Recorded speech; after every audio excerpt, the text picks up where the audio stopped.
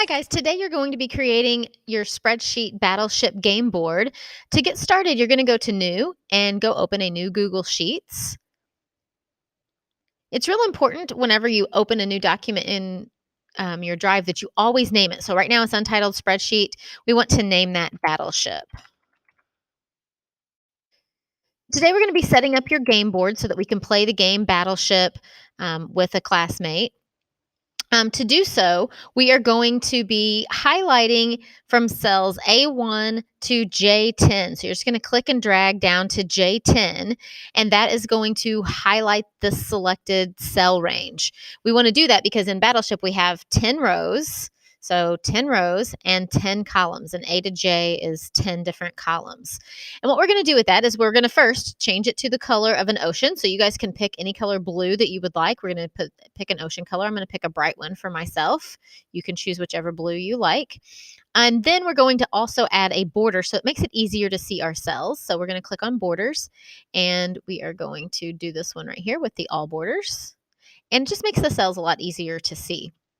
Next thing we want to do is we want to set these up so that they look more like a square instead of a rectangle. So we are going to change our row heights and our column widths so that they are of equal distance. So we're going to set them each up for 50 pixels. To do so, we're going to click on the actual row number. So we're going to click on one, not in cell A1. We're going to click on one, push your shift key, and then go down to row 10 and click on that row. Notice they are all highlighted.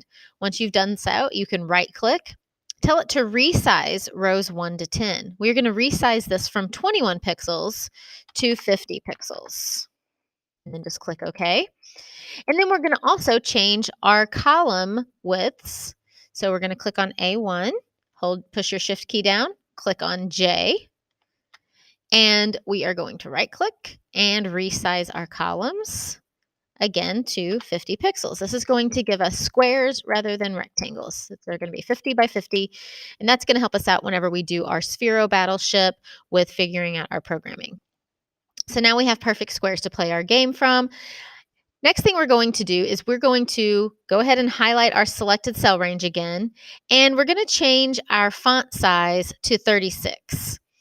And then we're going to change our text color to a red color. Now that's for the purpose of whenever we start doing, when we start playing the game, if we get a hit, we can put a red X in a cell and it's automatically there. The other thing that we could do is highlight that again and we can center that.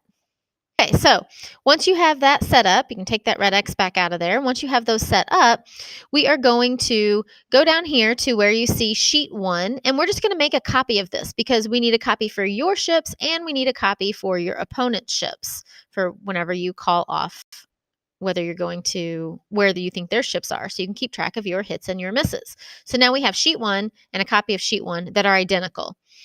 And we waited until we did all the work before we made the copy so that we didn't have to do the work twice. So we're going to go to sheet 1. We're going to rename this sheet. So you're just going to click on the arrow, go to rename, and we're going to rename it My Ships.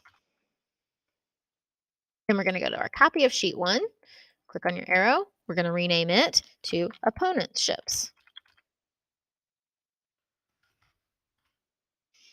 All right, and this is where you will keep track of your hits and misses on your opponent's ships. On my ships is where you're going to add in your ships. So we're going to have 5 different ships in our game.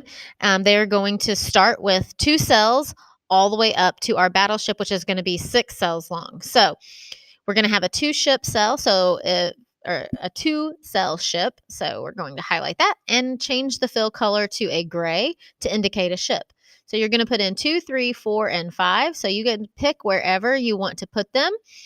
They can go in any direction, vertically or horizontally, but they cannot go diagonally. So you can only put them in vertically or horizontally, no diagonals. So that we have a 2, a 3, a 4. We need a 5.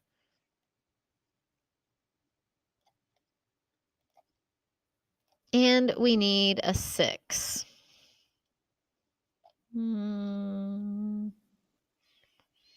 6. Okay, so that's all of my cells, all of my ships set up. So what you cannot do is cause the ships to cross over each other. So you could not take a ship and put it over the top of another ship like this. That would be not correct. You cannot have two ships filling up one space. So that is illegal. You cannot do that. And you also cannot do them diagonally. So you can't put them diagonally. They have to be vertical or horizontal, and you get to choose where your ships are. Once you start playing the game, if your opponent hits your ship, so let's say if your opponent called out H3, you would say hit to your opponent and you would type in your red X there.